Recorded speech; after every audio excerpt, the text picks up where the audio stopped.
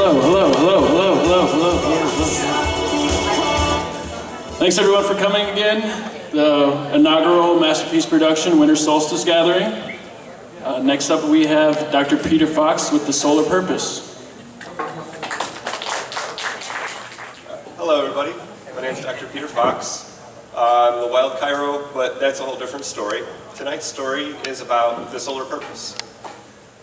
We're gathered here around the winter solstice, which is an interesting time of year because for the past 6 months, every single day, the sun's risen lower and lower in the sky. Every single day has been a little bit shorter than the day that came before it. And for the next 6 months, every single day, the sun will rise a little higher in the sky, and each day will be a little bit longer than the day that came before it. So we're at this trough in the middle, this reversal of the sun's energy. And at that reversal point, we call it the solstice because the sun appears to sit still for about 3 to 5 days. Now the word solstice, it's a Latin word. It has 2 roots, sol and sistere, sun and to stand still. And it's a time when most of our ancestors would have gathered together and had festivals and celebrations. And during that time, one of the things that they would have done is they would have set their intentions for the new solar year, because today is in fact New Year's Day according to the solar calendar. And one of the reasons they did that was because that time when the sun was sitting still, the sun was thought to have died. It was in the middle of being reborn. It was a time of chaos in the world. It was a world of sort of infinite potential during that space where the sun was neither falling nor rising. So at those transition points, when there's sort of a reversal of fortunes, anything can happen. So you set your intention on those days, and then when the sun rises again, it's going to give you a little bit more energy every single day for the next 6 months as you go about trying to bring those intentions into reality. So with that in mind, I'd like all of you here tonight at some point to think about setting an intention for this next upcoming year. And to do that, the best intentions are those that have some meaning and purpose behind them. So that's kind of what this is going to be about. It's about meaning and purpose in relationship to the energy of the sun. And to do that, we kind of have to get into some quantum physics stuff. We have to get into some physics, some biology, some ecology, maybe a little bit of spirituality. So we're going to cover some of all those topics tonight. And I'm going to start with telling you how stars are born. Now, a star is formed, most of the stars were formed early in the universe. As the singular point that was spoken of earlier, as it expanded outwards, the universe began to cool, and there was a trinity of things. We had photons, baryons, and dark matter. That trinity expanded outwards, and it interacted with the forces of sound and gravity at regular intervals and waves, and wherever those waves met and collapsed on each other, there would be a cloud of matter at regular distances called the sound horizon. And within those clouds of matter, gravity would pull this energy-rich material in onto itself, and it would create a fusion reactor core. And inside of that core, all the various elements that we see around us would be formed, up until the number 26, which is iron. Iron is the most stable of all atomic nuclei. It is inflexible to change, and this is something that the universe kind of despises. The universe demands that things always be in a constant state of flux, ever changing. So we have this fusion core of solid iron gradually taking in more and more energy until it can't bear the pressure anymore and it explodes into a supernova. And in that moment, all the remaining elements in the periodic table are formed. From those elements, as they spread out through the universe, planets come together, and you and I come together. So it can be said that we are born from the broken hearts of stars. We are stardust, which is poetic, it's beautiful, but it brings a question, because when was the last time that you ever saw an explosion form anything? It's counterintuitive, this idea that from chaos emerges order. It reverses laws of thermodynamics. The second law of thermodynamics states that energy moves from areas of higher potential to areas of lower potential.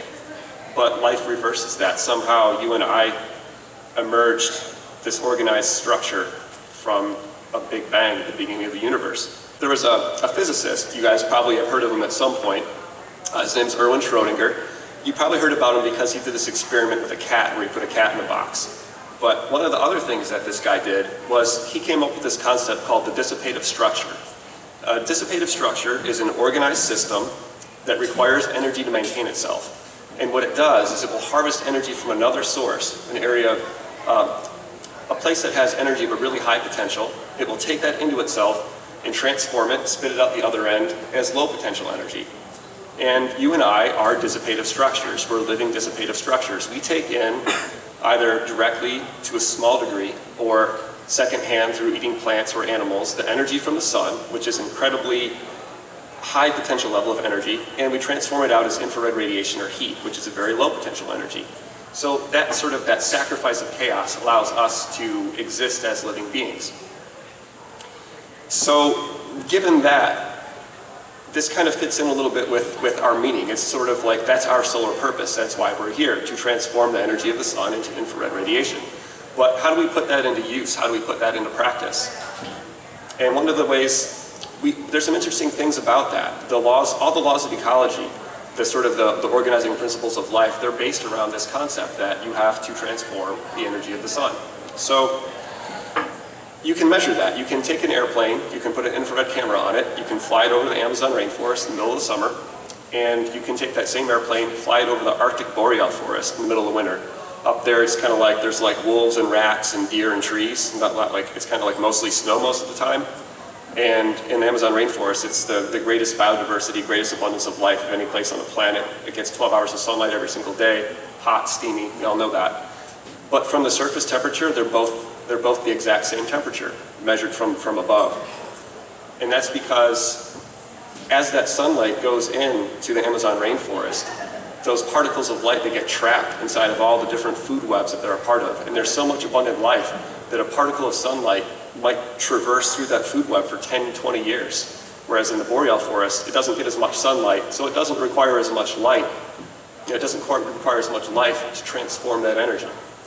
So another thing about that is that you can measure when one of those ecosystems is sick by seeing how much heat they radiate out.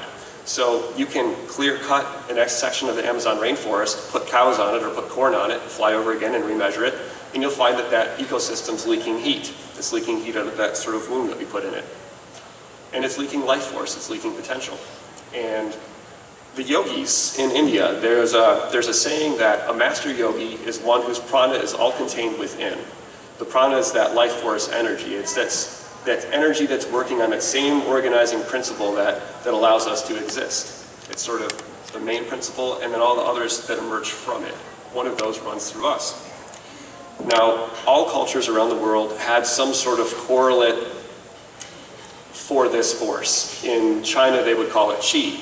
In the Maori in New Zealand, or the Polynesians in Hawaii and all the various islands in the South Pacific, they called it mana. The Greeks called it pneuma. The Native Americans called it oki, or orenda, or wakan. And me as a chiropractor, I would call that innate intelligence. I believe that there is a portion of this organizing principle of the universe that exists within inside of me and within inside of you, and that this organizing principle runs through the nerve system. This is something that chiropractors discovered here in this town, a little bit over 100 years ago. And the curious thing about that is I just read a scientific paper, it was published about 6 years ago, and they said that the function of the nervous system from the point of view of physics is to act as a regulator for that thermodynamic process, that process of transforming energy from one form into another. The nervous system regulates and governs the flow of that energy through the human being. So we know how much is coming in, how much is coming out, how much needs to stay within us in order for us to maintain our order in existence. And there's many different energetic subsystems in the body. And all these subsystems need to be thermodynamically coupled together. And they're thermodynamically coupled within the spine and the nervous system. And the way that I work in my chiropractic practice is by looking to reestablish that thermodynamic coupling in people who are, maybe it's not as efficient, maybe they've lost some of that ability to transform energy. So that's my solar purpose, that's my intention for the new year, is to help as many people restore and maximize their thermodynamic coupling efficiency as possible so that they can have the greatest abundance of life within themselves. But for you, I don't know what that will look like. It could be something different. And I'm going to examine some ways that we use these principles of ecology wisely and some ways that we ignore them in our culture. One of the ways that we sort of ignore them is in the way we have our house oriented.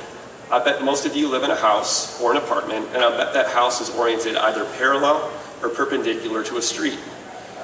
Now, why is that? it seems like it's kind of a silly question, but it really matters a lot, because if you were to orient your house in a way that respected the fact that we get our energy from the sun, you would align your house so that it was parallel with the direction of the sun as it passed through the sky, so that you could absorb passive solar heat all throughout the day. You build your house from a material that was good at absorbing that solar radiation, so that during the night, when you no longer had the sun there, that material would radiate that heat out into your house, and it would be very energy efficient, and you wouldn't be reliant upon this perpendicular and parallel grids of streets that are bringing in ancient sunlight in the form of coal, natural gas, and oil into your house. We've divorced ourselves from the natural cycle because we found a substitute. We found sunlight buried in the ground, but that's a temporary solution. Eventually, at some point, we're all going to need to transition away from using that ancient sunlight to using what we have right now. Another place that's true is in agriculture. We grow monocrops. We have all of Iowa's covered with either a field of corn or a field of soy, and nowhere else in nature will you ever find an ecosystem that involves just one plant. And because of that, we have to use chemical fertilizers that are made from those same ancient sunlight. We have to use pesticides that are made from the same ancient sunlight, and we have to use genetic modification in order to make those plants have enough strength to survive in this environment that we've created for them. Somewhere along the way, we went off the path of serving this life principle that allows us to exist. And why might that be? How can we reverse it? How can we make things correct? And I think part of that has to do in our culture, we identify with our egos more so than anything else. And I'm going to talk about some ways that we might want to reverse that, and I'm going to get into some quantum mechanics physics stuff here. So I'm going to talk about reversing time. So in the early 1900s, Einstein came up with his theory of relativity, the E equals mc squared equation. Most of you probably know that. But what many of you probably don't know is that that's actually the second version of his equation. There was an earlier one, and that version of the equation included another variable, and that variable was momentum. And in the format of that equation, it was a quadratic, so it had two solutions, one being positive energy, one being negative energy. And this really bothered Einstein because what that implied was that not only did time move in a forwards direction, it implied that time and causality moved in a reverse direction as well. That instead of having cause in the present and effect in the future, you could have effect in the future causing the present now. Now, the way that we got to E equals mc squared is Einstein said, well, most things move so slowly relative to the speed of light that we'll just ignore it. We'll ignore momentum because everything's so slow compared to speed anyway. And so we put that variable at 0, cancel that out of the equation, good to go. But a couple years later, another physicist, Wolfgang Pauli, figured out that subatomic particles spin at pretty near the speed of light. So when something's moving at near the speed of light, you can't really ignore that momentum anymore. And at the quantum level, time becomes reversible. And all this kind of stuff was happening a little bit before World War II. So there was a lot of interesting things happening in the quantum physics community. There were different alternative interpretations of what this might mean, different ways to work around it.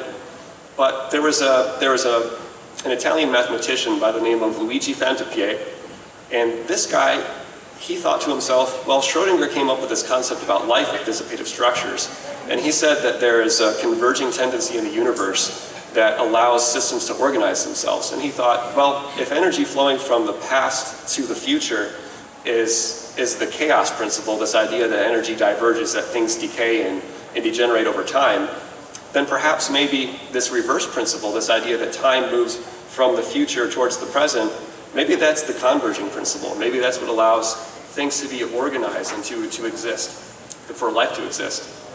So he came up with this theory and he called it the law of life, this idea that life is attracted from the future. And he thought that whatever thermodynamic system it was that governed the flow of that energy, that would be the system that would allow that to occur. And then World War II happened, and then he died. So it was kind of ignored for a long time. And it wasn't until about 2007 when some other Italians picked up his work and they thought, well, it's the nervous system. We figured that out. It's the nervous system that governs that flow.